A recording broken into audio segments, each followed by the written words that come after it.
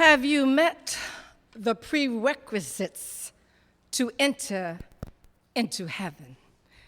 Please bow your heads in prayer with me.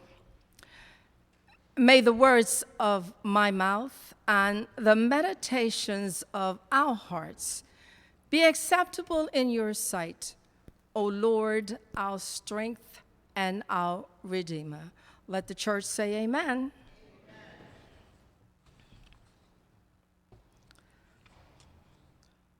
The words of the hymn, when we get to heaven,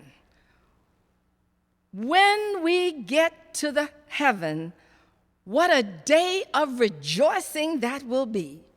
When we all see Jesus, we'll sing and shout the victory. Let me say that again. We know the hymn. When we all get to heaven, what a day of rejoicing that will be.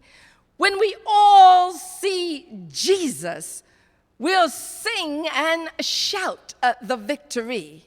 I like that song. But I hate to tell you this morning that the we is just an assumption because we are supposed to be Christians. But excuse my English, I have news for you. We all ain't gonna get to heaven. Let me say that again. We all ain't gonna get to heaven. You know why? Because we, supposedly Christians, don't really take to heart the prerequisites. Now, don't get mad with me this morning. I'm not talking about you. Don't get fidgety or anything like that. I'm talking about everybody. I better not say that too. But and let me explain the word prerequisition. Prerequisition means something that is required as a prior condition for something else to happen or exist. In high school, students, Stephanie, and in high school, students can't take Spanish 1 before you take Spanish 2, right? Am I right or wrong? You can't take Spanish 1, and you can't take Spanish 2 before you take Spanish 1. In college, students can't just take any class they want to take whenever they want to take it. There are other courses they may need to take first. These are requirements to move forward towards graduation. The same applies to heaven, church. The same applies to getting into heaven. I want to ask you this morning, what level of proficiency have you demonstrated in your preparation to get into heaven? Have you ever thought about what someone would say at your funeral service? I'm going to take you there this morning. You may not want to go, but I'm going to take you there. Oh, yes, family members will have plenty to say, and it's all good stuff. But what about a stranger or someone your family don't even know or would never have expected to share a few words of reflections because you touched their heart with a kind word or deed? A class I took at Drew required us to write our obituary and our homegoing service. It was difficult because I was planning my own funeral service. It made me really start thinking about dying and how many people would really show up and what would they say and what have I done that somebody may say something good. Would the church be empty or would it be packed? I don't know. I won't know. That's the scare. You won't know. You won't know. But the thing is, you got to think about this. Most folks don't even want to think about dying. But if you don't think about dying, what directs your living? Let me say it again. If you don't think about dying, what directs you in your living? Living the kind of life that will get you into heaven. How you live your life is a prerequisite to getting into heaven. So what should I do, Pastor? Well, I'm glad you asked. I could give you a list of scriptures to read that tells you what to do and not to do. But I like Matthew's 22:37 to verses 40. And he said to him, you should love the Lord your God with all your heart and with all your soul and with all your mind. This is the greatest and first commandment. And a second is like it. You should love your neighbors as yourself.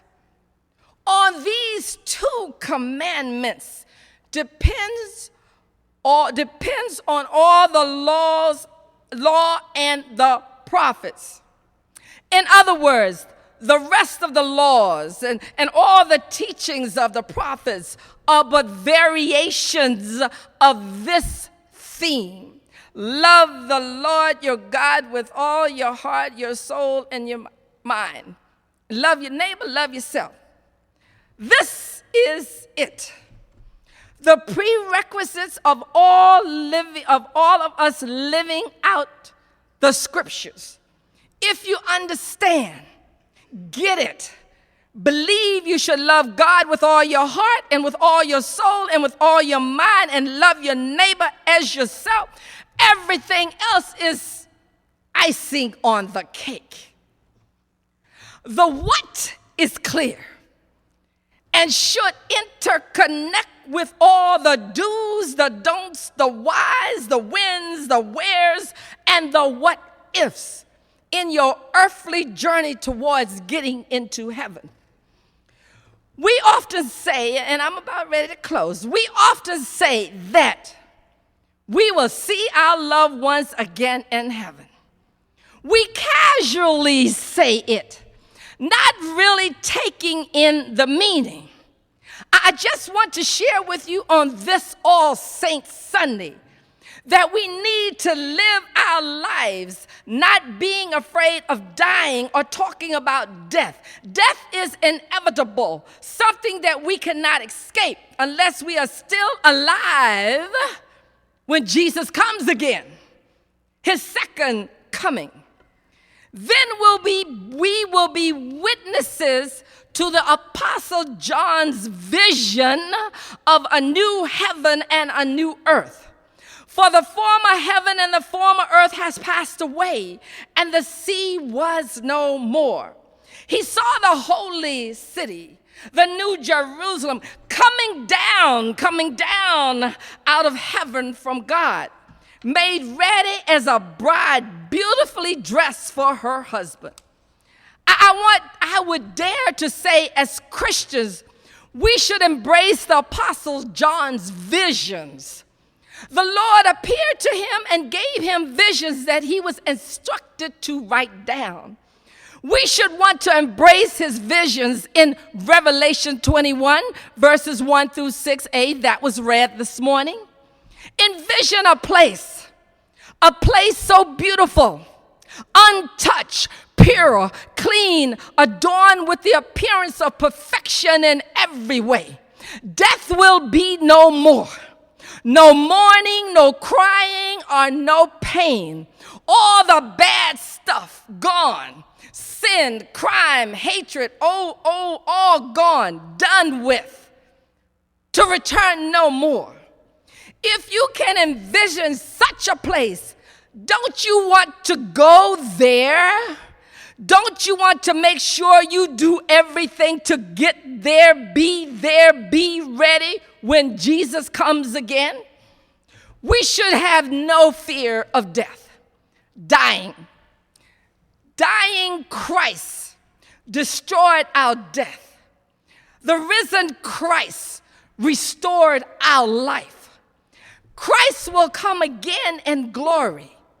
Jesus said, I am the resurrection, I am life. Those who believe in me, even though they die, yet shall they live. And whoever lives and believes in me shall never die. I am Alpha and Omega, the beginning and the end. Period. That's it. That's it. Have you met the prerequisites to enter into the heaven this morning? Have you completed your requirements? Are you working on it? Have you taken the courses loving God, loving neighbor, loving yourself? Have you applied them into your everyday life? Well, I'm getting ready to close now, and I want you to listen. I like these lyrics. This is one of my favorite songs. And it goes like this. When I'm resting in my grave, there's nothing more to be said. May the works I've done speak for me. May the life I live speak for me. May the service I give speak for me. When I stand before God's throne and hear him say, well done, then I know that all I've done spoke for me. My brothers and sisters, that day will surely come. Will you be ready? All requirements satisfied. Will you be ready to graduate into your heavenly home?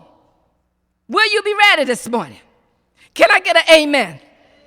I need a loud amen because, you don't know if we'll be all here next Sunday. We don't know. So you all better shout amen so God can hear you. Let me hear you say amen. Amen. Amen. Amen.